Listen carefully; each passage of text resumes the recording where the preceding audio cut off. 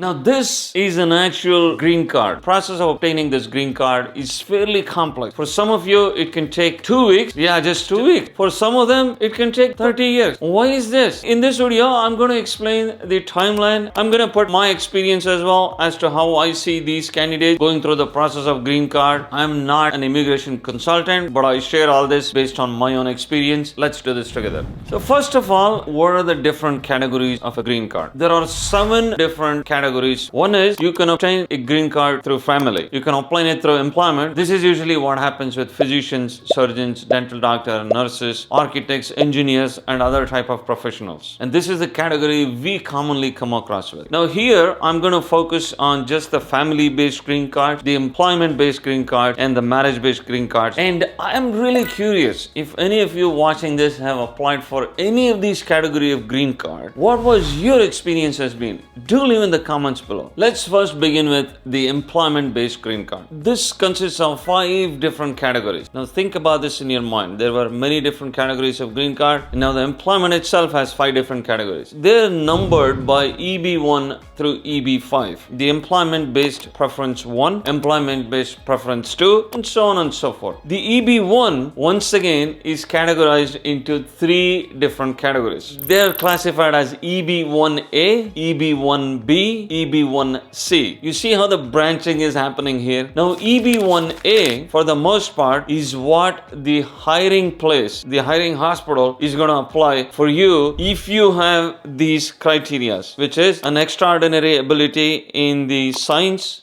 arts, education, and other fields. Now, some of the examples they give is you might have won a Pulitzer Prize, a Nobel Prize. Sure, these type of folks are quite rare. We have also seen other folks who have a job obtained in the US and have been sponsored by the employer or the hospital in this case to be successful with the EB1A category. Now, EB1B is called Outstanding Researcher or Professor. Now, this is a category I personally obtained my green card through. Now, this is based on extraordinary accomplishments in research and academics in your field of choice. Now, you could be a doctor, you could be anything else. As long as you can prove that, then you can go through EB1B. This again is something that is sponsored by the hospital that is hiring you. Now, EB1C is mostly what we see in multinational managers and executives, and we commonly come across engineers applying through EB1C. EB1A, for the most part, can also be applied by the person themselves. Say, for example, if you're in your home country, I don't recommend this, but let's say you don't want to apply for EB1, then if you meet all these criteria, then you could go through EB1A or through EB1C depending on what criteria you fit in. Now EB2 is what most of the doctors we see go through. With EB2, as long as you have completed your master's degree, in this case you have completed your medical school or medical college. In many countries this is a master's degree, or even if you have done MBBS and then you end up doing residency or a PG, then you can be eligible to apply through the EB2 route. This begins with a job application. Once you've secured a job, the hospital will say, fine, we are going to sponsor your green card, and this is when the process kicks in. Now, the hospital submits what they refer to as a petition to the Department of Homeland Security through a PERM, is what the name is referred to as when they submit your green card application. Now, this is done through filling a form called I-140. As you transition to the US, there are a lot of numbers that you come across because all these forms and all these documents have been given a letter and a number, and many times there are so many different numbers. But you don't have to worry about this as and when you're applying through any of these processes. This is when you may want to think about what exact number I'm dealing with. Alright, so you submit your I-140, the Homeland Security assess your application and then say, fantastic, we have now approved your application for green card. This means your green card now has been approved. Now this usually does not take a lot of time. Then why do people get stuck? Because there is another important step which is referred to as the adjustment of status. After your approval of your green card, you have to wait for what is called as a priority date until you can adjust your status. For some countries, this is ridiculously long. It has taken somewhere between 10 to 15 years. And this is the concurrent wait times. So let me just give you an example as to what is going on here. The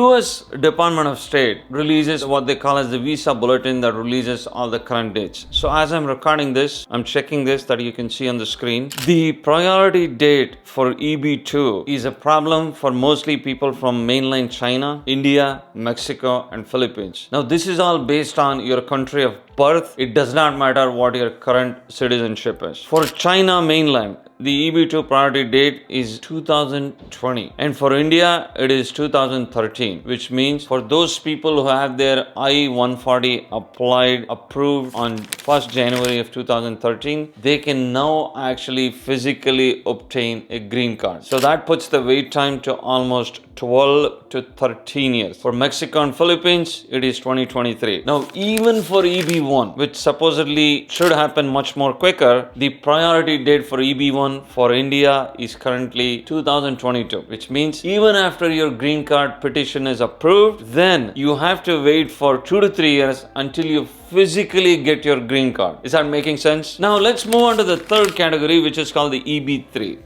EB3 is typically for people who actually have bachelor's degree. In our case, we don't come across mostly folks on EB3 because even if you have completed your medical school or medical college, you technically would have transitioned to residency in the US and then you would obtain a green card after. But for EB3, the priority date is again 2013 for India, 23 for Mexico and Philippines, and 2020 for China. And this is at the time of me recording. Do let me know if you need the link for the Department of State website, then I'll be happy to send it to you in the comments below. A not so uncommon category we come across is the next one, which is referred to as EB4. EB4 is given to people from many different occupations, but in our experience, we have come across religious workers who actually come through EB4. I was actually talking to one of the priests and I realized they get EB4 green card fairly quickly because that happens to be a very specialized occupation. And finally, the EB5 is an investor-based pathway. Here, currently, you have to invest $800,000 to obtain an EB5 and also have to prove certain things that you're investing as a part of obtaining this green card. We're going to be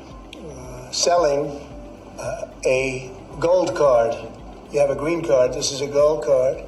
We're going to be putting a price on that card of about $5 million, and that's going to give you green card privileges. Now, this gold card visa that costs $5 million proposed by the Trump administration, we pretty much know people who have been through all 5 of these categories to obtain a green card. How cool is that? Alright, next is the other big category of obtaining a green card, which is a family-based way. So the family-based way is again classified into 5 different ways. They refer to this as F1, F2A, F2B, F3, and F4. Don't get too confused about all this. I know this can be a lot, but just focus on what you're eligible for and then go from there. Now, the F1 is provided to immediate relatives of a US citizen. Now, you could be a spouse of a US citizen. So, in our case, what we see is there are many doctors who get married to US citizens. The US citizens can be immigrants or cannot be immigrants, but now they want to obtain a green card based on marriage and then they transition themselves into the USA. Or you could be an unmarried child under the age of 21 of a US citizen, or you could be a parent of a US citizen who is at least 21 years old. If you belong to these 3 things, then you become qualified for immediate relative of a US citizen. Now, there are other categories. There could be other relatives of US citizen, for example, your extended family, or you could be a fiance of a US citizen or the fiance child. Let's talk a little bit about family-based immigration because we have quite a few spouses who actually end up marrying US citizens or US permanent residents. This forms a significant category of people whom we speak to. Now, the primary applicant, in this case, the US citizen or the US legal permanent resident, files an application called I-130. Lots of numbers here. And they are considered the primary applicant. Now, this person can file either staying in the US or can be outside the US and can still file it. Now, here's the difference. Depending on whether you're inside the US or outside the US, it takes longer if you're outside the US. Even compared to between US citizen or a US permanent resident, it takes longer for a permanent resident's spouse to obtain a green card. Now, the unique thing about this category is if you're in the US, then when you file for your I-130, you can also simultaneously file the form I-485 for adjustment of status. Now, on an average, this process is called concurrent filing in the immigration terms. Now, if the spouse is outside the US, then obviously the spouse has to apply at the US embassy in their home country. The foreign spouse must obtain biometric appointment where they take fingerprints, and this is true for all categories of green card. I did it myself at one of the USCIS offices, and you have to attend an interview. I think the biggest thing in a marriage-based green card is that you must prove that the marriage is legit. Now, there have been increasing scrutiny on these applicants, so there is a possibility that things may get slightly delayed. This is something you may need to expect as you move through your application forms. If approved, the green card will be mailed to you after the interview. It comes in a mail, and that's a day where you actually would see your physical green card in your hand.